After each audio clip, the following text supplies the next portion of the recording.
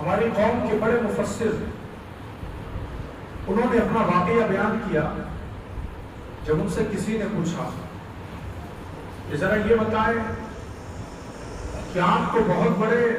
مفسر قرآن ہیں، آپ تو بہت بڑے فقیہ ہیں، آپ تو ہزاروں لوگوں کے امام ہیں، لیکن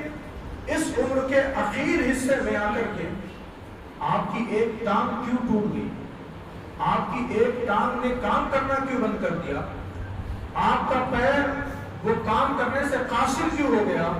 تو انہوں نے کہا یہ میری ماں کی بد دعا کی وجہ سے ہے۔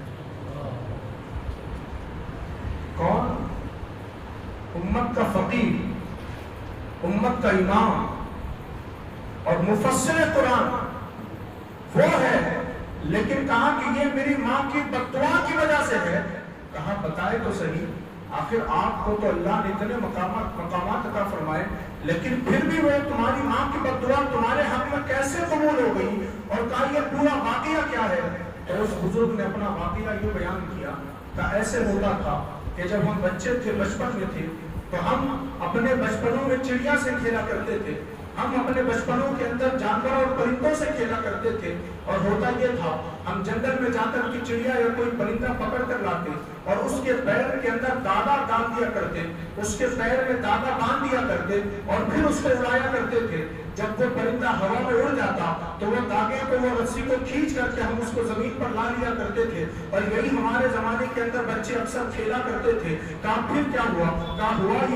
ہونا یہ تھا کہ میں نے ایک دن اس چڑیا کو لا کر کے جب اس کے پیر میں داغا باندھا اور اس کے بعد اس چڑیا کو میں نے ہوا میں اچھالا، ہوا میں جب اس کو اڑایا تو وہ چڑیا اتنی ہوا میں اڑ گئی کہ وہ درخت تک پہنچ گئی، اور پہنچنے کے بعد وہ ایک گھونسلے کو اس نے تلاش کیا اور اس کے اندر جا کر کے وہ بیٹھ گئی۔ لیکن جب میں اس کو نیچے کھینچنے کی کوشش کرتا تو اس نے اپنے پنجوں سے اس نے اس گھونسلے کو اتنی مضبوطی کے ساتھ پکڑ لیا تھا کہ میں اس کو کھینچنے کی کوشش کرتا لیکن وہ نیچے نہیں آتی، میں بڑی کوشش کرتا لیکن اس نے اپنے پنجے سے اس گھونسلے کو بڑی مضبوطی سے پکڑا تھا، اس لیے وہ نیچے نہیں آ رہی تھی۔ تو جب مجھے غصہ آیا تو میں نے اس رسی کو زور کے کھینچا، تو پھر ہونا یہ تھا کہ وہ چڑیا جو اپنا گھونسلہ چھوڑنے کو تیار نہیں تھی اور اس کے پیر کے اندر میں نے رسی پھنسائی ہوئی تھی، تو جب میں نے زور سے اس چڑیا کی رسی کو کھینچا تو ہونا یہ تھا وہ چڑیا تو نیچے نہیں آئی، لیکن وہ رسی کو زور سے کھینچنے کی وجہ سے اس کا پیر ٹوٹ کر کے اس کے جسم سے الگ ہو کر کے نیچے آ گیا۔ جب اس کا پیر ٹوٹ کر کے اس کے جسم سے الگ ہو گیا اور اس واقعے کو جب میری ماں نے دیکھا تو اس نے مجھ پر بڑا غصہ کیا، اس نے مجھ کو بڑا ڈانٹا اور اس نے غصے میں مجھ سے یہ کہہ دیا کہ نالائق بے وقوف، کیا تجھے خبر نہیں اللہ کی کسی مخلوق کو تکلیف نہیں دیتے، اللہ کی کسی مخلوق کو پریشان نہیں کرتے، اور تو نے تو اس بے زبان چڑیا کے پیر کو توڑ دیا ہے۔ جا میں تجھے بد دعا دیتی ہوں کہ تو نے اس پرندے کو کے پیر کو توڑا، میں تجھے بد دعا دیتی ہوں کہ اللہ تیرے پیر کو توڑ دے۔ میری ماں نے مجھے بچپن میں بد دعا دی تھی، وہ مجھ سے محبت میں بد دعا نہیں دی تھی بلکہ غصے کی حالت میں بد دعا دی تھی۔ جبکہ وہ غصے کی حالت میں تھی، اس کی زبان سے وہ کلمات نکل گئے تھے، لیکن اس کی کلمات سے گویا وہ زبان سے نکل چکے تھے۔ اللہ تبارک و تعالیٰ کبھی ماں باپ کی دعاؤں کو رد نہیں کرتا، نہ ماں باپ کی بد دعاؤں کو رد کرتا ہے۔ تو وہ مفسر قرآن نے بتایا، کہا میرے پیر کے ٹوٹنے کی وجہ یہی ہے کہ بچپن میں میری ماں نے کبھی مجھے بد دعا دی تھی، وہ پوری جوانی کا عرصہ گزر گیا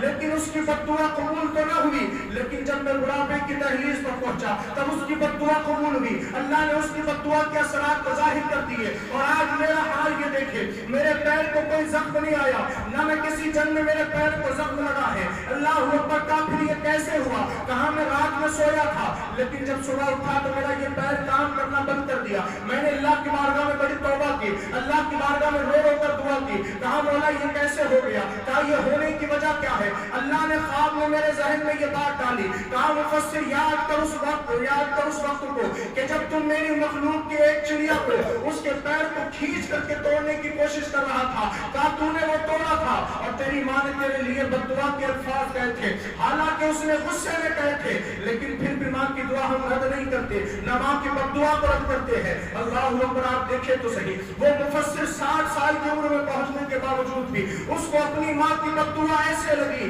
کہ 60 سال کے بعد اس کا پیر کام کرنا بند کر دیا۔ اس لیے میں آپ سے گزارش کرتا ہوں، کبھی اپنے بچوں کو بد دعا نہ دے، کبھی اپنے بچوں کے لیے ایسے الفاظ